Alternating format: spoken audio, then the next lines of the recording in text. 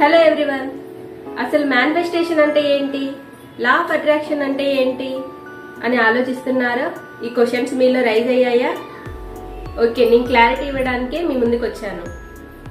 నేను మీ Kalpana Diddukunta, money manifestation coach.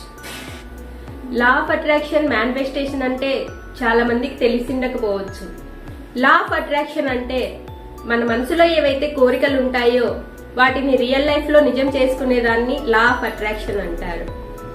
And manifestation అంటే మన కోరికలు ఏవైతే ఉన్నాయో అవి ఆల్రెడీ మన లైఫ్ లో జరిగిపోయినట్లు, వాటి వల్ల మనం హ్యాపీగా ఉన్నట్లు పాజిటివ్ మైండ్ సెట్ తో ఊహించుకోవడాన్ని మేనిఫెస్టేషన్ అంటారు. మన నెగిటివ్ మైండ్ సెట్ వల్లనే మనం ఏమి సాధించలేకపోతున్నామని మీకు తెలుసా? ఒక స్ట్రాంగ్ ఇంటెన్షన్ ఉంటే, మనం అనుకున్నది కరెక్ట్ అయితే దాన్ని ట్రూ చేసుకోవడం ఎవరూ ఆపలేరు. మన నెగిటివ్ మైండ్ సెట్ వల్లనే మనం ఏమీ సాధించలేకపోతున్నామని మీకు తెలుసా?